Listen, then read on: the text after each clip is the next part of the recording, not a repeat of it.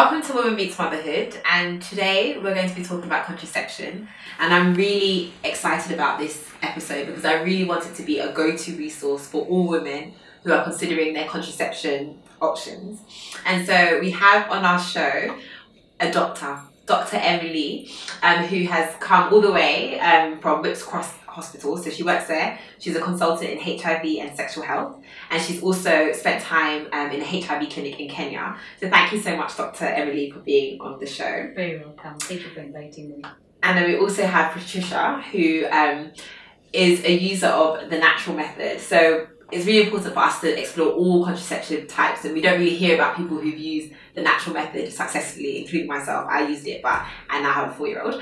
But we have Patricia who did, and we're really excited to hear about her story, how she did it. So thank you, Patricia, for being on this show. Thank you for having me.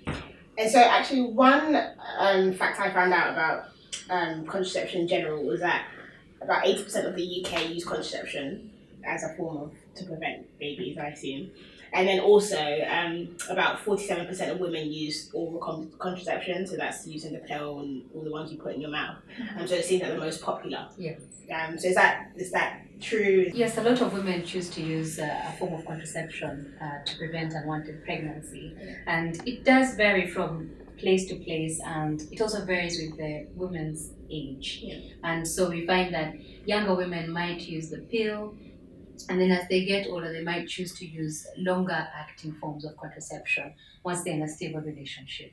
And so it will be good to, as James said, look at the total spectrum of contraceptions available. So just in general, how many contraceptions are actually available to people to use?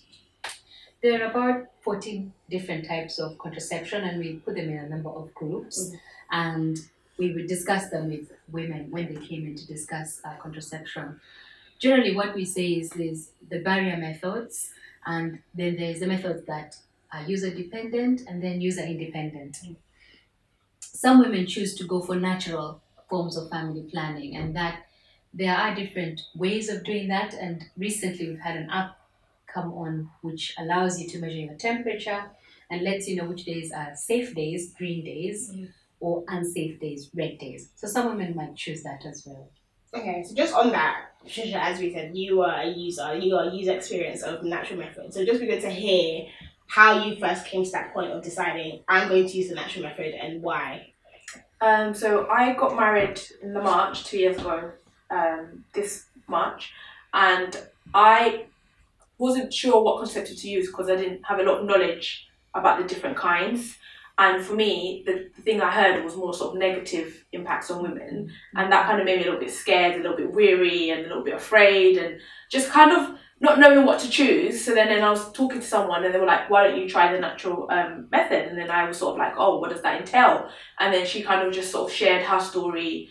And then I then sort of began to do research on it. And then I didn't get the app that Emily was referring to because I don't know of it. But I just kind of found myself online and kind of looking at different apps that sort of track your cycle.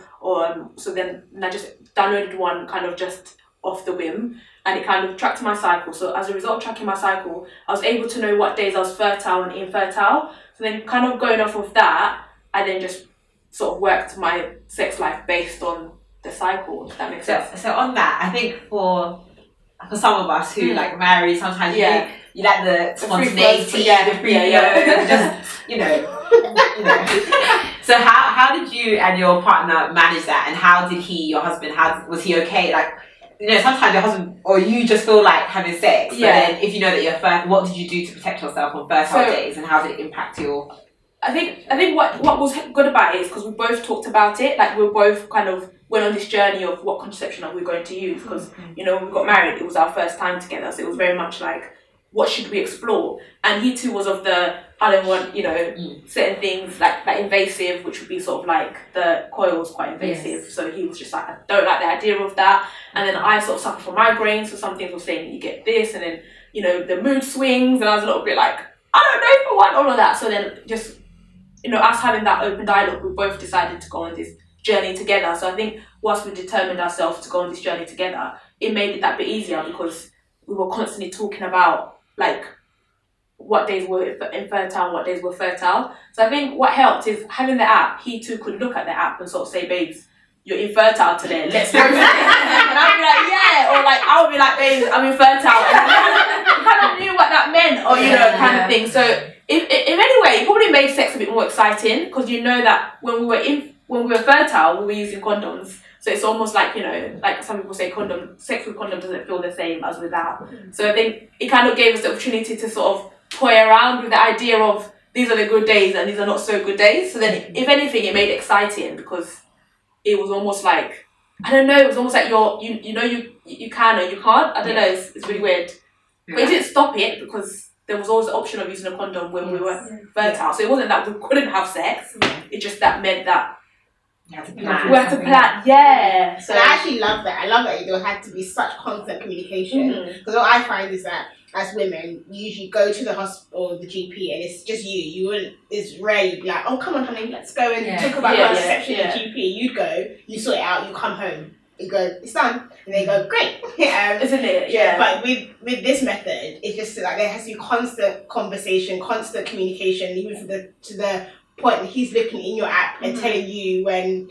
That's to me, that's astounding. But was there like a point where, obviously, when you were starting out, where you thought, oh, just in case this doesn't work, or I'm doing something a little bit wrong, if I do get pregnant, what are we going to do? Or you just thought, look, I'm just going to trust it and we'll go. Well, yeah, I mean, it's nice that it's good that you use the word trust, because that's literally what I had to do. I had to trust my body, I had to trust the app, and I guess for me, kind of coming from a religious background, I prayed a little prayer. I was like, Lord, if you get me, I don't want to be pregnant in the first year. So whatever you do after that, that's between you and my body and your will. But before the first year, please, I don't want no child. No, I don't. I just want to enjoy my husband. So I was very much like, as long as it doesn't happen in the first year, I'm cool with it. And I've got a 5-week-old, and he came after our first year. So I guess I've got what I wanted by trusting, one, my body, two, and in my prayer that I prayed, I guess. So yeah, I literally had to trust it. And don't get me wrong, there were days where like my period would be 3 days late, and I'd be like, maybe my body's not working. Like maybe the app, maybe I put the wrong, because with the app, what I had to do the first initial time is put it asked me when my last period was. So it said to you, when did you have your last period? And I put in the date. And then from that, it based my cycle from the last period. Unfortunately for me, I have a very regular cycle, or I had a very regular cycle. So I was able to track my cycle. And even myself, the days when I didn't look at the app, I had a feeling what my body was doing. I had roughly knew, right, well, approaching day 14, roughly, and also kind of, without sort of getting too gross, but your body tells you a lot from just your discharge. So your body will give off things that will show you're fertile, infertile. And I think actually that's really important, because I'm just thinking now, and I look back before I was sexually active, before I was married, and how, if I think about it, actually, when I was on my period, how much I would actually change. Or you get discharged, but when you're like 16, 18, you don't know what that discharge means. No. But now, this is like you're learning about your body, and I think that's the key thing. I guess with the natural method, if it's something you want to do, you actually need to take time to learn and be in tune with yourself. That's right. So as I said, when I first got married, again, I was sexually active before. I had no idea about different contraceptive methods. I didn't need to use the pill for regulating anything. So for me, it was like, oh, what should I use? And because I didn't have information, I just thought, okay, we're just going to do natural method. That's what I'm just doing, natural method with a condom. And I Googled here and there, cycle, I think this day. But I wouldn't say I knew my body still, and so I think there is effort that you need to put in. And I think in this day and age where everything is instant and everything is straight away, you can get the morning after pill, you can get the implant, that's it, you're done. Not many people want to take the time to learn about their bodies, and I'm sure they probably did that in the old days. I'm sure they had to before contraception, different methods became widespread. So Dr. Emily, in your view, what's your view on the natural method and Patricia's story? She was able to go that having a baby for a year. What would you say about that, and would you recommend it? Well, at the moment, we would only recommend, there is an app that people use, the Natural Cycles app, and that's the only one that has a CE mark that is actually validated. And because you have to track your cycle for 3 months, and with that one you also have to measure your temperature every day. So it is quite intensive, but that's the only way to avoid an unwanted pregnancy. So we were talking earlier about before this actual use and perfect use. So if a woman uses the natural method perfectly, then you get, as good contraception as the other methods. But if they don't use it perfectly, then you get unwanted pregnancies, and that can be higher just because you've not measured your temperature or you've not waited for a green day. Right. So, Dr. Emily, can you talk us through the different alternatives? So, natural methods, and what else is out there? So I'll start with what we call barrier. Barrier methods actually just stop the sperm from getting to the egg. And the most common one is the condom. And as professionals, we like that because it also protects people from sexually transmitted infections. There are two other types of barrier methods. So there's the female condom and there is the diaphragm. And the diaphragm is a plastic cap that's used before sex with a gel that's spermicidal, so it kills sperm. So that's barrier methods. And if people don't want to use hormones, that might be an option. So can you talk us more about the female condoms? Where do you buy them from? And what are they? And like I was saying earlier, one of the benefits of a condom is just the lack of mess. Yeah. Because when I first got married, I had no idea that sex was so fluidy. So the condom is like clean bed sheets, nice. But what is the female condom? Because I don't know anything about it. It's just like the male condom, but it has two rings at the top and the bottom. And the woman uses it. So she puts it in her vagina before sex. So it's a bit more complicated than the male condom, but it allows a woman to have, so if she feels she wants to have control of her contraceptive needs and prevention of STIs, then that's an option. And you can get that in most sexual health clinics, and you can buy them. I'm not sure if they're widely found, you can find them widely in supermarkets or pharmacy stores. But you could ask, and if not, just come to a family planning. So can you use that with the male condom? No, you use one or the other. Okay. And then what about the other? So then we go on to the user-dependent methods, and these involve hormones. So women have two hormones, estrogen and progesterone, and that's what creates your monthly cycle. So they've made synthetic forms of these hormones to mimic the cycle and to stop an egg coming out every month. So when you have both hormones, that's called a combined method, and there's a pill. So the combined oral contraceptive pill is the one that we normally call the pill with a capital P. And that came out in the 60s and was the first major form of contraception. You take it for 3 weeks and then you stop for 1 week and you have what we call a withdrawal bleed. It stops the egg coming out every month, and that's the main way in which it works. It also thickens the cervical mucus so the sperm don't get into the uterus. Following on from that pill, there is a vaginal ring we discussed earlier and a patch. So the patch is a hormonal patch, just like morphine patches that you put on a part of your body, one every week for 3 weeks, and then you stop for the 4th week. So that's the combined. Now, they discovered that estrogen had some side effects, and so they've taken estrogen out and left just one hormone, progesterone. And progesterone still works as a contraception, but you take it every day for the whole month. And so for some women, that's safer. They don't have to forget, they just take it every day when they brush their teeth. It does make your periods lighter, less side effects, and from our point of view, less interaction with other drugs and less long-term issues. So, sorry, Dr. Emily, just in terms of side effects, I want to just go back to that because you said they're taking it out. Can we go through the different side effects that people complain about? Yes. When it comes to contraception? Yes. If you don't mind just elaborating, what type of side effects do people go through and which ones are common for particular types of contraception? So we're still on the combined progesterone and estrogen methods. So the side effects there would be things like nausea, headaches, mood changes, and people may complain of weight gain because their appetite goes up. So those are the side effects that women report. However, as doctors, we also know that there are slightly increased risks of things like blood clots in the lungs and in the legs. And there are some cancers that are increased and some cancers that are decreased. So that's, as professionals, we know about that. In terms of these risks, how do we calculate them? So let's say we have 10 million women on the pill and 10 million women off the pill. When we compare their health, then we see maybe a few more of these things like blood clots. And so what we do is we then assess, why did they get these blood clots? And for that reason, you will get a health check before you start the pill. We'll ask you if you have certain conditions. We'll do your blood pressure, your height and weight.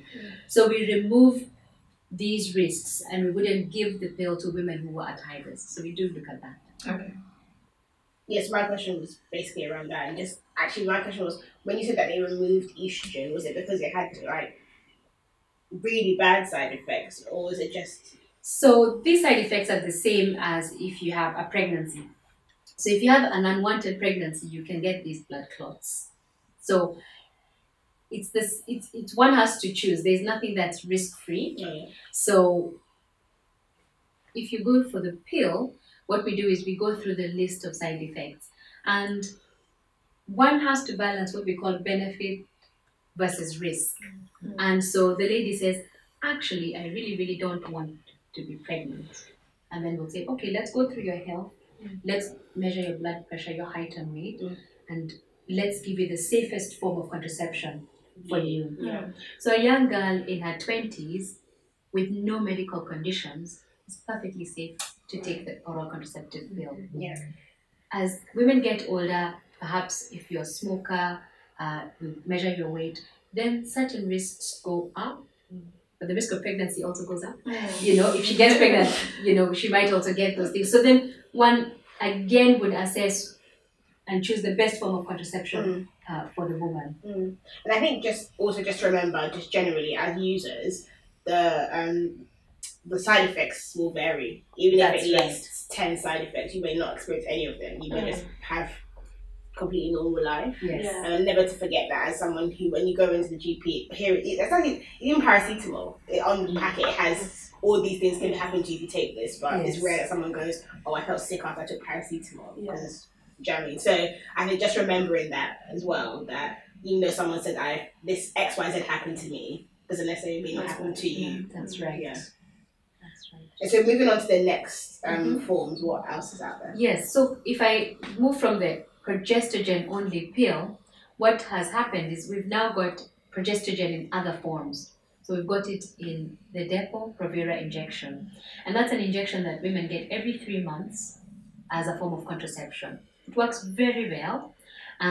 It does have 2 effects that we normally would discuss. So in very young women, it can reduce their bone density.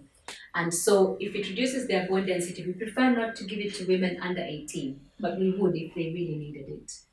The other side effect we discussed is that it can delay the return to fertility. So you'd have to stop the injection for a while before. How long is that delay? The average is 18 months. So we'd actually say stop it a year before. So the average, so it could be longer. Could be longer. Wow. And then to finish off, the other forms of contraception are the implant, which is progestogen, and that goes in your arm and it lasts for 3 years. And then we have the coil. There is one coil that has the hormone, and that's called the Mirena coil. That's for 5 years. And the copper coil, which lasts for 10 years and has no hormones. And so that's your contraception. And then for women who don't want to have children, obviously there's sterilization. But usually we wouldn't discuss it in women under 35 years old. So that's interesting, because what I'm just thinking now is that women, we carry so many things. We carry the baby when they're in the womb, we carry them when they're out of the womb, we carry the contraception in our body. What are the men carrying? It seems like what methods can we also push on them? So there's the condom. Yes. And what else?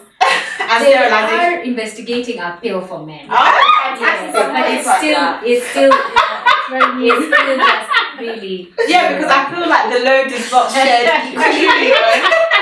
But also, just going back to sterilisation, what I think is actually quite interesting is that in your case, where it's natural method, you said there's an active dialogue between you and your husband about fertility and contraception continually. That communication goes on, and I guess with others like myself who's on the implant now, my husband only talks about it if we're talking about having a child or not having a child, rather than a continuous conversation. So I guess in that instance, do you think you'd be more open to being because you talk about it more? My husband, I think, will assume that when it comes to continual step, it's you who'll probably become sterilised. But I'm thinking you could get the vasectomy as well. But do you think your husband would be more open or not necessarily? I don't know, because which one is irreversible? Is it the woman's? They are both irreversible. They're both irreversible. Oh, they are? Right. No, irreversible. Oh, okay, never. You can't go back. Okay. They can think about reversing a man's vasectomy, but really the whole point was to just not completely, So I wouldn't suggest that it's a reversible form But of is it contraception. 100%? Because you hear stories sometimes where What happens is once you've had the operation, let's talk about men, then they would then give a semen sample, and until it becomes clear, plus 6 months, it's not yet effective. Number 2, in women, you might tie the tubes.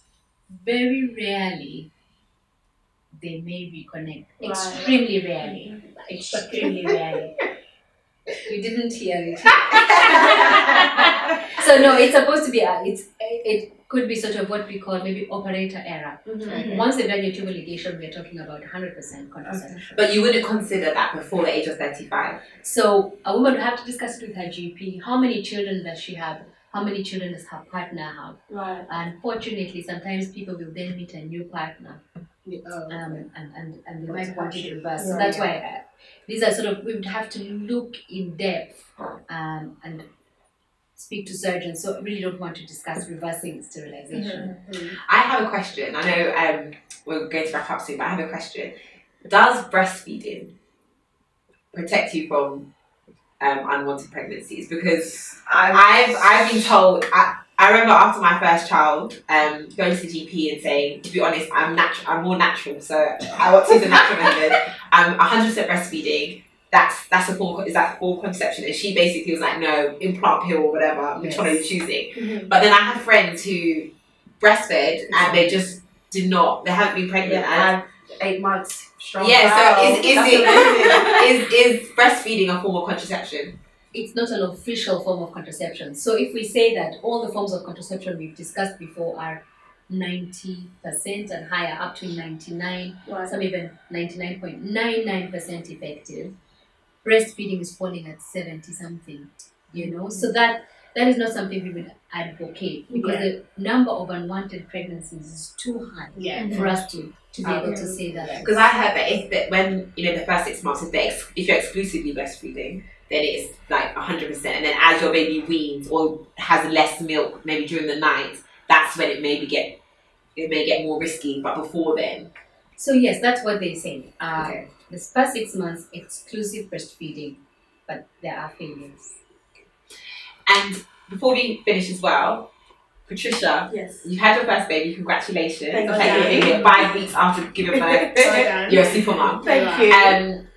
Are you going to use natural method again? Well, I don't know. I have to have that conversation with my husband. I mean, ideally, I'd like to, because coming back off the fears of the different contraceptives, but at the same time, I'm not trying to rush into baby number 2. So that dialogue, that conversation definitely has to be had, and we've joked about it. We've talked about adopting, just because of it's still quite early, since having our first child, that I'm not trying to think about baby number 2. So I'm now in the process of kind of making an appointment with my GP to discuss the different options out there. And if I don't feel like anything works for us, then I probably might go back on it, and just give it a go and see what happens. After hearing Dr. Emily speak, I would actually encourage all women to ask questions and not be afraid. I think that's one thing. You may go into our GP and just be like, because you've heard something, you go in there, as I did. I went to my GP just because I asked, just before I got married, I asked Jenny, what have you used? She said the implant. So I went to my GP going, can I have the implant? Right. Granted, they didn't tell me, let's look at all the options. But I think you should always go in there for them to give you the explanation and hear and listen before you feel like you have to choose. You shouldn't feel like because you've heard things, then just go in there headstrong and this is it. Yeah. Allow them to explain to you the things that we've heard Dr. Emily explain to us today, because the information is there and it's about you knowing it and making an informed decision about you. Yeah, true. And just on that note, I would say, even as we close now, what I'm getting from this is that it's important to know your body. Yeah. And as a woman, you're the one who's going to put even if people say side effects or what the doctors tell you, everybody is different. Yeah. And everyone will have this genetic tweak that may mean, that 0.01% chance you experience something that no one else does. Yeah. And it's important, whether it's natural method or any other form of contraception, that you know your body. And I think all women should know about their cycles, should know what happens to their body, should know.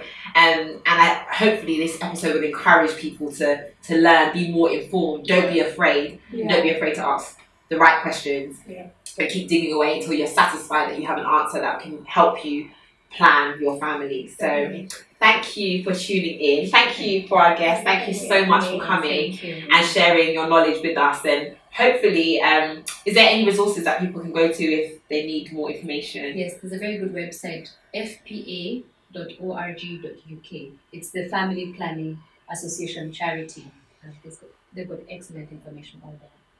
Thank you. Thank you. So thank you for tuning in to Women Meets Motherhood today. We have so much more lined up for you. We're going to be talking about unplanned pregnancy. So for those people that have watched about contraception and are struggling because maybe it didn't work out for them, so tune in for those. We're talking about miscarriage, just topics that are very important to women that are embarking on motherhood. So just remember to comment, like and subscribe, or put any information you need below, and just share with a friend.